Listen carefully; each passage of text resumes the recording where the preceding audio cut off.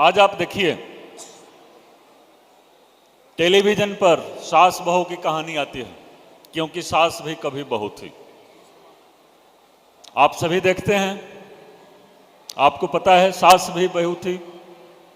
रामायण में सास बहू का रिश्ता कैसा था? माता कौशल्या और माता सीता, जब जंगल जाना है और रामचंद्र जी जंगल जाने के लिए तैयार हो गए हैं, तो सीता माता भी जाना चाहती हैं रामचंद्र जी के साथ। तो किसके पास जाती हैं?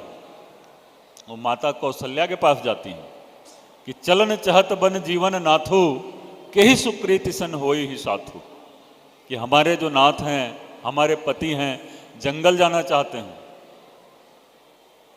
तो माता कौशल्या को बोलती हैं कि आप हमारे को अनुमति दीजिए, आप मुझे आज्ञा दीजिए, और वो उनसे आज्ञा लेती हैं। और माता क्या बोलती हैं? पलंग पीठ तज गोद ही डोरा, सिय न दिन पगो अवनि कठोरा। आप देखिए कितनी बड़ी बात, कितनी बड़ी बात रामायण में लिखी हुई है कि माता कह रही हैं कि सीता को तो हमने जमीन पर पैर नहीं रखने दिया, अपनी गोद में ही, ससुराल में आने पर भी अपनी गोद में ही हमने उसको, जैसे कोई माँ अपनी बेटी को अपनी गोद में रखती है, तो हमने भी उसको अपनी गोद में रखा। उसको हम जंगल में कैसे जाने दें? और दोनों में जो वार्तालाप होता है देखिए, तो डिसीजन नहीं हो पाता है।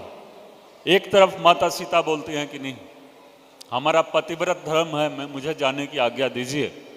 दूसरी तरफ वो बोलती हैं कि नहीं, तुम मेरी बेटी हो, अपनी बेटी को जंगल में नहीं जाने देंगे।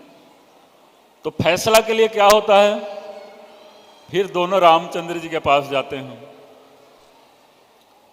और माता कौशल्या बोलती हैं कि मैं तो हार चुकी हूं, अब आप ही बताओ कि इसको जंगल जाने देना है कि नहीं जाने देना है। तो रामचंद्र जी भी डिसीजन नहीं ले पाते हैं। तो आप देखेंगे कि फाइनली चलिए, माता सीता ने बोला कि हाँ मुझे जाना है, चली गई। लेकिन जो रिश्ता है देखिए कितना पवित्र रिश्ता है।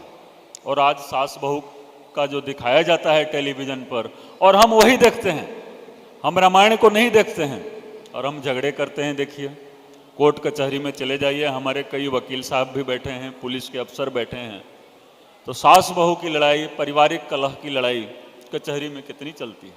तो हमें शिक्षा लेनी है किससे? रामायण से शिक्षा लेनी है। रामायण में जो सास बहू का रिश्ता है वही रिश्ता हमारी परंपरा का रिश्ता है। उसी रास्ते को हमें अनुसरण करना है, उसी रास्ते पर चलना है।